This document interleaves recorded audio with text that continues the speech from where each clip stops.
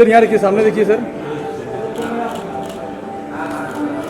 Sir ये photo में देखिए, बताते रहो कहाँ देखिए। फोटो में।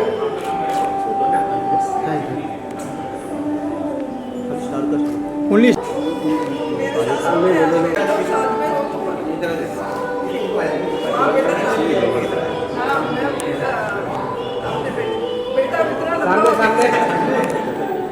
मैम, सामने देखिए मैम।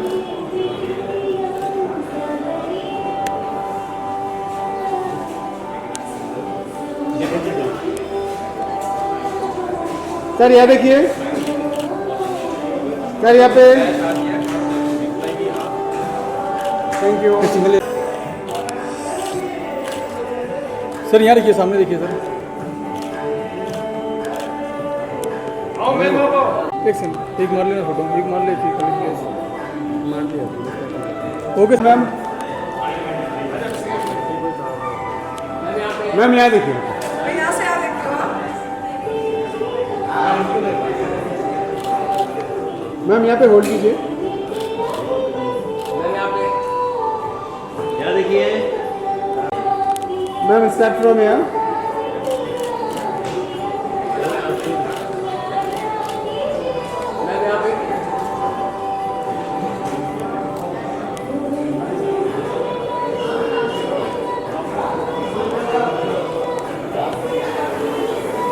यहाँ देखिए,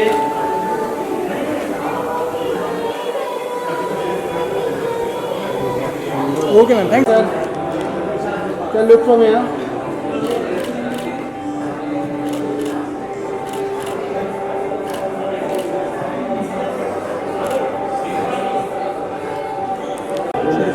मार लेना वैसे, गैस मार लेना। Okay sir.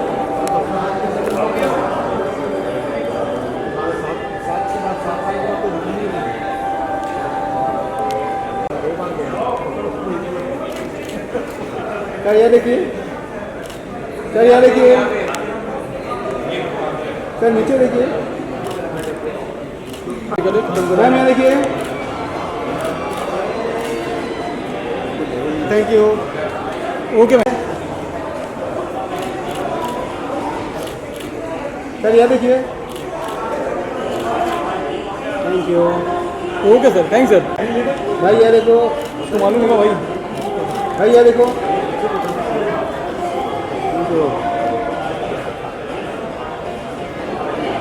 देखिए कोर्ट कचहरी भाई, सब कोर्ट कचहरी में सब ये तो अभी टेलर देखिए ना, मालूम पड़ेगा। Thank you. भैया, भैया देखो। Thank you. Okay sir. भैया, सर जी यहाँ पे देखिए।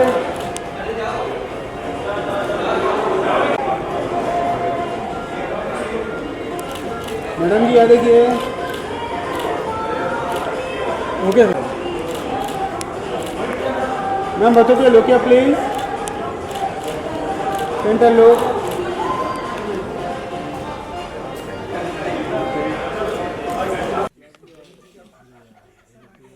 मैं ले लिया जी एकदम। यहाँ देखिए सब लोग, यहाँ पे। एक आदमी इधर भी आ सकता है जगह। Thank you. हाँ तो देख लो, आ गया ना, ठीक है। चलिए ना, मैं 100-200 दे दूँगा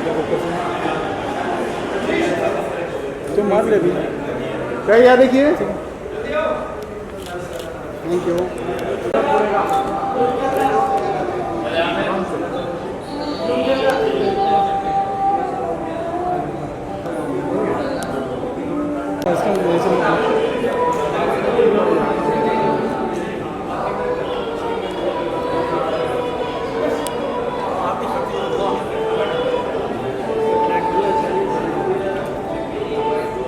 जी ले ले, फोटो ले ले। चलिए let's start in 3, 2, 1। खोलिए सर। अरे आप लोग मिलके खोलिए। नहीं नहीं रिवील करिए, आगे आगे की साइड कर देंगे, बेटर रहेगा। 1 2 3 खुल जा सिम से। क्या बात है। तो ये है हमारे दोस्तों का फर्स्ट लुक किस्सा कोर्ट कचहरी का। Alright, thank you so much, thank you for coming. एक बार फिर से हमारे स्टार कास्ट, हमारे प्रोड्यूसर और डायरेक्टर सर के लिए एक बार जोरदार तालियां। अच्छा, ट्रेलर से पहले तो मेरी एक बार हमारे डायरेक्टर सर से क्वेश्चन है, माइक प्लीज दे दीजिए। डायरेक्टर कहें पहले बोलिए, पहले सर के लिए तालियां। मल्टी डायरेक्टेड काम किया, डायरेक्टर भी बोला, राइटिंग भी की, स्क्रीन प्ले भी बहुत है। तो यही फिल्म क्यों चूज करी थी आपने? एक्चुअली ये स्टोरी एक रियल बेस्ड स्टोरी है, और जब इस स्टोरी के बारे में मैंने न्यूज़ में देखा, मैंने पेपर में देखा, तो मुझे लगा इस पर एक फिल्म बनानी चाहिए, क्योंकि ये एक आम लोगों की ज़िंदगी की कहानी है। बहुत बार क्या होता है ना कि कोई ऐसा चीज़ होता है जिसको लोग जानते भी नहीं है और वो चीज़ होके गुजर जाती है, लेकिन ये एक ऐसा चीज़ था जो मुझे लगा कि इसके बारे में लोगों को पता होना चाहिए कि हमारे समाज में कुछ इस तरह के भी लोग होते हैं और हमें जागरूक होना चाहिए इनके समाज के प्रति, अपने देश के प्रति। इसलिए मुझे लगा इस पर फिल्म बनानी चाहिए। क्या बात है, सर के लिए एक बार जोरदार तालियां। Thank you sir. मैं डायरेक्टर से तो पूछ लिया, मैं प्रोड्यूसर सर से पूछना चाहूंगी। सब पैसा बड़ा इंपॉर्टेंट होता है, कितने लोगों के लिए है यहाँ पे इम्पोर्टेंट? सबके लिए। देखा, इस पे बड़े रिस्पॉन्स आए सबके। पैसा सबके लिए इम्पोर्टेंट। तो जब आपको स्क्रिप्ट सुनाई गई तो आपने क्यों पैसे लगाने के लिए हाँ कर दी? इम्पोर्टेंट चीज तो आपने करी है। मैम, पैसे से भी ज्यादा इम्पोर्टेंट पैशन होता है। क्या बात है, वाला सर ने बहुत बड़ी बात कह दी। Passion, passion it's everything. Money always subsidiary entity. I know the money is a precious entity for all of us, but the person should make passion is the primary entity, and everything goes on secondary entity. वाह wonderful sir, sir के लिए एक बार जोरदार तालियां। बहुत बड़ी बात कहने का उन्होंने बता दिया, पैसे मैंने इसीलिए लगाए हैं। तो पैसा इंपॉर्टेंट नहीं है, और स्क्रिप्ट दीजिए सर को, सर बनाइए फिल्म में। हम तो चाहते हैं सर आप बनाए फिल्म में आगे बैक टू बैक। आपके जैसे प्रोड्यूसर्स की हमें जरूरत है, बिकॉज इस तरह की जो कहानियां हैं उनके लिए प्रोड्यूसर्स बड़ी जल्दी से हाँ नहीं करते हैं। सबको कमर्शियल सिनेमा ही चाहिए होता है। तो इस तरह की कहानियां जब तक ऐसे प्रोड्यूसर ऐसे डायरेक्टर नहीं आएंगे, कहानियां हमारे समाज के सामने नहीं आएंगी। So thank you so much sir, you can say thank you. इनकी एक बहुत अच्छी लाइन है, वो बोलूंगा उनको कि सिनेमा के बारे में। सिनेमा सर प्लीज बोलिए, प्लीज प्लीज, मैं चाहूंगी। जो ऑफिस में बोल रहे थे, वो जो ये मान लेंगे आप बोल रहे हो, सोच रहे हो। हेलो। यार इनके बोलने से पहले इनकी मुस्कान के लिए एक बार तालियां बजा दो। ये बड़े स्माइलिंग फेस है सर का। सर आपको खुद एक्टिंग में ट्राई करना चाहिए। जी बताइए। अगर कैमरा मेरे आंखों में होते तो मैं पूरा फिल्म टीवी पे चला देता। क्या बात है, मुझे लग रहा है आप राइटिंग में इनको साथ रखिए, काफी अच्छा बोल लेते हैं sir. So thank you so much, thank you. Let me clear the things. Yes. We are whenever we find the times, in the free times, we are always doing the literature. Basically, scripting and all those things we are doing. And we have done first scripting movie. I think the movie was The Satyrs in 2019. It was released in May. And we have just write one more script. This is called DNA, the genetic code. Sorry, the name is? DNA, the genetic code is the human identity. And we had completely make it as a bond script. And the things we will go further for the shooting in the coming May. क्या बात है, एक और film की announcement हो रही है यहाँ पर। एक बात बताइए, मैं ही क्यों चुनते हैं आप? मैं हमने शूटिंग की थी। This film will be shoot in the Uttarakhand, the hilly area. Okay sir, director का नाम भी बता दीजिए, यहाँ से क्वेश्चन आया है। ये मेरा नहीं है। Directors is the same, Rajnish Aswal for the same. क्या बात है, वंडरफुल। रजनीश जी बहुत सही जा रहे हैं, बैक टू बैक फिल्में कर रहे हैं सर। सर को पकड़ के रखिए पहले तो। जितने भी एक्टर हैं, एक्टर कितने हैं यहाँ पे? सारे एक्टर ही हैं। देखा, ऐसे चेहरे देख के पता लग जाता है एक्टरों के। वो तभी सोच रहे होंगे नेक्स्ट फिल्म की अनाउंसमेंट होगी, जैसे ही खत्म होता है हम मिलने वाले हैं। DNA, the genetic code, it will be shoot in the coming May 2026, and most probably it will be released in the mid of November or first week of December. क्या बात है, वंडरफुल। ये तो बहुत बढ़िया अनाउंसमेंट कर दी, तालियां भी उतनी जोर से होनी चाहिए। सो रिवील द ट्रेलर, जिसके लिए माइक में चाहेंगे प्लीज।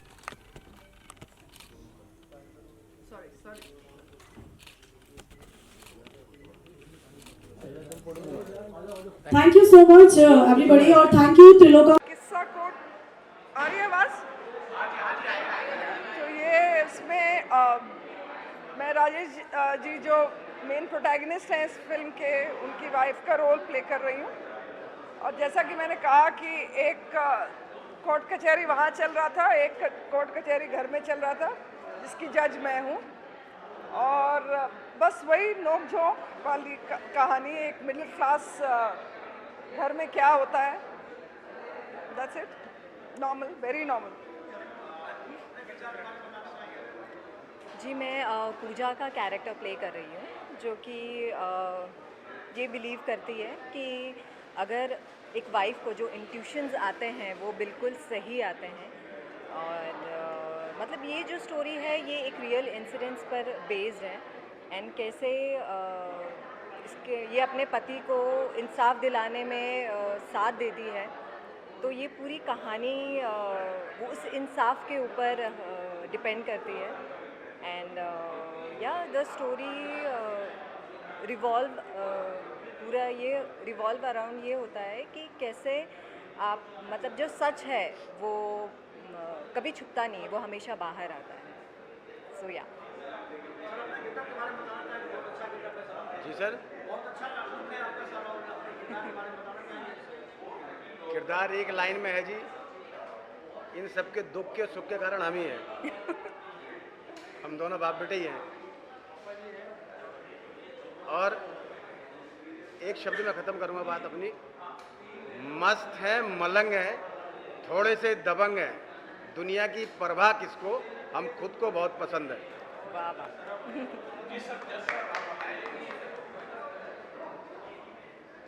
जैसा जो रोल मैंने आपको देखा है, जॉली एलएलबी जो मैं फिल्म देखी थी, उसमें सौरभ शुक्ला का जो रोल था मुझे बहुत पसंद आया था। और मैं सोच रहा था आप उस कैरेक्टर को कैसे निभाएंगे, लेकिन मुझे लगा कि बहुत अच्छा आपने निभाया। जरा कुछ बता सके। देखिए सर, पहली बात तो ये है कि मैं कभी भी कंपैरिजन्स में नहीं जाता। आई रिस्पेक्ट सौरभ शुक्ला, मैंने काम भी किया उनके साथ, बहुत बढ़िया कलाकार हैं। लेकिन जब आपको करैक्टर मिलता है उसमें ज़रूरी नहीं है कि उसमें सौरभ शुक्ला ही निकले, हो सकता है उसमें सुशील पराशर भी निकले, जो मैंने किया है। और सौरभ शुक्ला का जो था वो उसमें कॉमिक था बहुत ज़्यादा। इसमें ये था कि ये बंदा प्रोब कर रहा है कि यार गड़बड़ कहाँ है, गड़बड़ कहाँ है, और फाइनली ये जस्टिस डिलीवर करता है, ये जानते हुए कि ये जो बंदा है, ये जो ब्रिजेंद्र काला प्ले कर रहे हैं, कि ये गड़बड़ है, तो उसको टाइम लगता है। तो अगर इसको पूरा सौरभ शुक्ला की तरह ही कर दिया, वैसी फ्रेम टू फ्रेम एक एक वैसी कर दिया, फिर वो मज़ा नहीं। फिर मेरी जो इंडिविजुअलिटी है वो कहाँ रहेगी। वो अपने स्टाइल से डायलॉग बोलते हैं, मैं अपने स्टाइल से डायलॉग बोलता हूँ। वो मेरे से बेहतर है, वो अच्छी बात है, मैं उनसे बढ़िया नहीं हूँ, ये भी अच्छी बात है। लेकिन जो मैं हूँ वो मैं हूँ, जो वो है वो है। Thank you.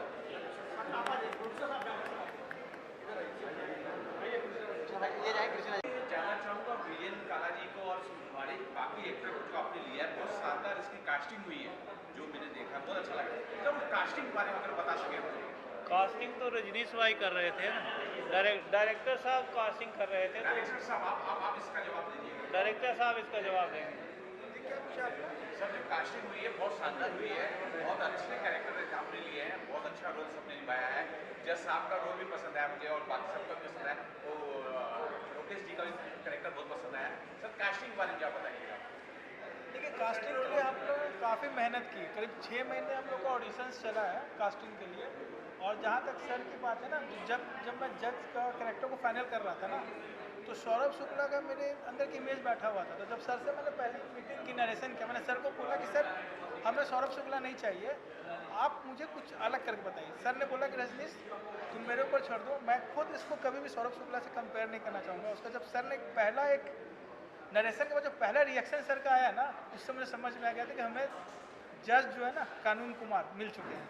एक चीज़ और बहुत अच्छा था सर, स्क्रीन प्ले बहुत शानदार है जो सर आपने लिखा है, क्योंकि स्क्रीन प्ले बहुत मायने रखता है। हर एक सर का डायलॉग बहुत अच्छा था, सर का डायलॉग अच्छा था, हर एक के पास एक अच्छा डायलॉग दिया था, मैडम के पास बहुत अच्छा था। जरा स्क्रीन प्ले के बारे में कुछ अगर बता सकें कि सर किस तरह से न्याय इस तरह से हमने बनाया। देखिए, अगर इस कहानी की बात करूँ ना, तो मुझे करीब 3 साल लगे हैं इस कहानी में। 3 साल लगे मुझे इस कहानी को कंप्लीट करने में। स्क्रीन प्ले में बहुत सारी चीज़ें थी जो मुझे लगता था कि इसको डालूं, इसको नहीं डालूं। अगर देखा जाए तो मुझे लगता है करीब करीब हमने इसका 25th ड्राफ्ट बनाया, 25वें ड्राफ्ट में जाके कहानी हमारी फाइनल लॉक हुई थी। और ऑन दिस सेट कुछ नीलू मैम की तरफ से इम्प्रोवाइज होता था, उसको हम लोग ऐड करते थे। सर की तरफ से इम्प्रोवाइज होता था। कृष्णा ने बहुत सारे अपने पंचेस डाले, लोकेश भाई ने बहुत सारे पंचेस डाले। लोकेश भाई मेरठ से बिलोंग करते हैं, वहाँ का जो न्यूसेंस होता है, वहाँ का जो टिपिकल टोन होता है, उन्होंने मुझे बताया कि सर ऐसा कर सकते हैं। तो ये सारे कंबाइंड हो गए ना, वो एक पूरी तरह से खिल के आया है। अच्छा, आप सर आप दोनों अगर बता सके डीएनए की जो चर्चा चल रही थी, डीएनए की और वो फिल्म के बारे में कुछ बताया, किस तरह की फिल्म होगी, अगर हमारे दर्शक जो क्या न्याय जो देखना चाहेंगे। अब basically DNA, Silence, please. Excuse me, can we have some silence that side? देखिए basically DNA the genetic code एक फिल्म है जो हम लोग अभी करने वाले हैं। फिल्म का जो बेसिक समरी है वो मैं बता देता हूँ आप लोगों को, मीडिया को, कि एक माँ है और एक बच्चे हैं। इन दोनों की ग्रोइंग एज की कहानी है। माँ एज यूजुअल का एक कन्वेंशन है या कन्विक्शन कह सकते हैं, better conviction word is better, कि इफ ए बॉय और if A boy, other boy are going to be born, in which doesn't matter they are married or not, क्योंकि बच्चे के जन्म में there is a biological relationship. Marriage gives you lots of societal, मतलब कह सकते हैं सोसाइटी में सिक्योरिटी की भावना देता है। तो if you are marriage and if you have a kids, everyone say that it is a legitimate child, but here is everyone says that it is illegitimate child because there is no marriage happen. तो problem तब हो जाती है जब society उसे accept करने के लिए तैयार नहीं होता है। वहाँ पे प्रॉब्लम सी आती है। मदर्स को मतलब बहुत स्ट्रांग बिलीफ है कि एक बच्चा है और एक माँ है, तो उसका बेबी है और उसका माँ है, no matter how the relationship was there. ऐसे बहुत सारे बॉलीवुड हॉलीवुड में I think there are 68 movies आ चुके हैं इस पृष्ठभूमि पे। दिस इज समथिंग डिफरेंट कि एक ग्रोइंग एज में जो सोसाइटी का टॉट इशूज होता है और ग्रो करने होते हैं बच्चों को, और उसको आगे सर्वाइव करना होता है। तो यहाँ पे एक प्रॉब्लम्स ये आ जाती है कि बच्चे के सर्वाइवल में बहुत सारे कष्ट होते हैं। If you are basically if you are a poor, if you don't have a resource and don't have a money, you can not sacrifice and give a proper life of a kids. तो उस cases में ये scenario बढ़ते जाता है and वहाँ पे एक फाइनेंशियल इशूज बहुत ज़्यादा रहते हैं। लेकिन प्रॉब्लम तब आती है जब लोग ग्रीडी होते हैं। हमारे सोसाइटी बहुत ग्रीडी है, तो उसी पे बेस्ड है। और वो कंक्लूजन ये होता है कि at the end the child once kids are grown up and I think at the age of 18 or 19 he has need to be figure out who is his father. Under that circumstances there is a concept DNA.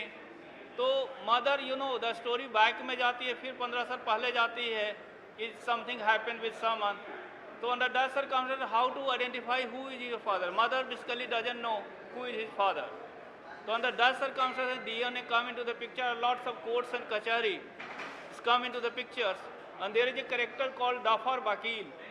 Dafar Vakil is a totally innocent. They have a degree, but the degree has been purchased on the payment basis.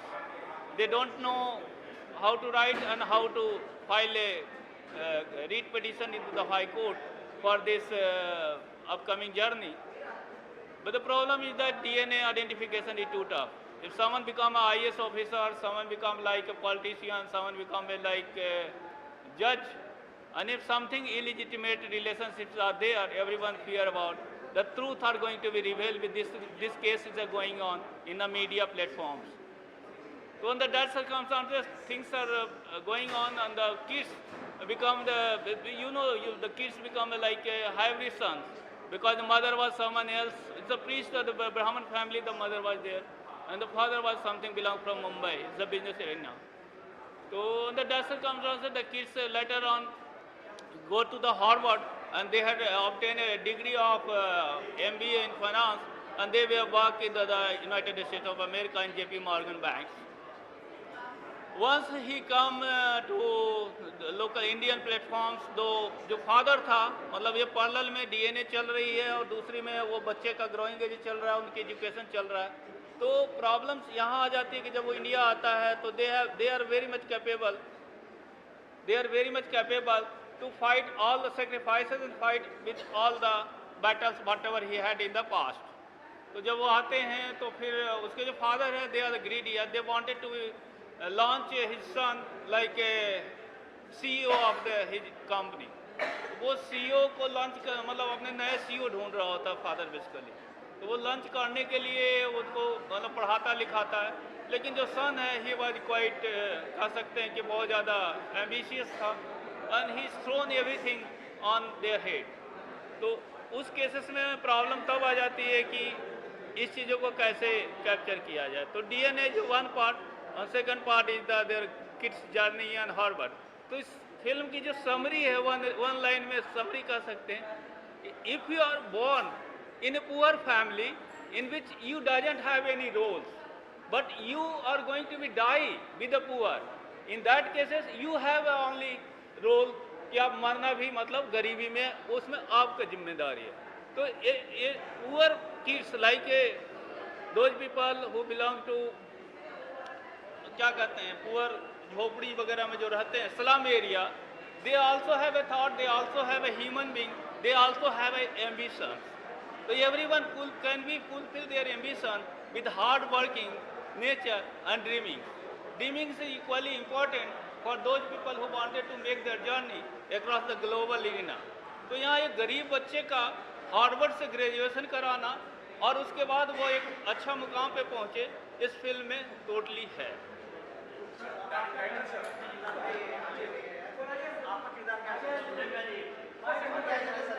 मेरा जो character है उसका नाम है भूपी, और ये मेरे पापा का रोल कर रहे हैं. तो एक होता है ना जो कैरेक्टर के बारे में होता है कि मेरा बाप जानता है कौन है, भाई वही मानता है भूपी कि मेरा बाप कौन है, जानता है मेरा बाप ये है जिसके दम पे मैं कुछ भी करता हूँ. तो पूरा कहानी में ट्विस्ट आता है. 17 मार्च को मालूम चलेगा. अभी से पूरा 13 मार्च है, 13 मार्च को.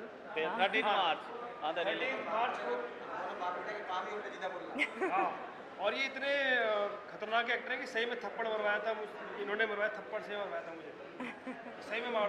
बेसिकली प्रॉब्लम है कि जब शूट हो रही थी तो बार बार ये क्लैपिंग कर रहे थे, लेकिन इनको लग नहीं रहा था. तो मेरा आइडिया था कि ये should be true in nature, and that's why the clapping was the real, and that's we wanted. और जो पापा का हाथ था ना, ऑडियंस के लिए क्या कहना चाहिए, क्या उम्मीदें हैं, फिल्म कितनी हिट होने वाली है, ये फिल्म कितनी हिट होगी, ऑडियंस से क्या उम्मीदें हैं आपकी? आप बताइए, आपने देखा ट्रेलर, क्या बोलते हो? हैं? रजनीश भाई ने ऑफर की थी और अरुण सर से जब मैं मिला था तो इन्होंने बोला था एक रियलिस्टिक फिल्म बनाने जा रहे हैं, और धर्म जी मैं चाह रहा था कि इसके रियलिस्टिक अप्रोच के साथ शूट किया जाए.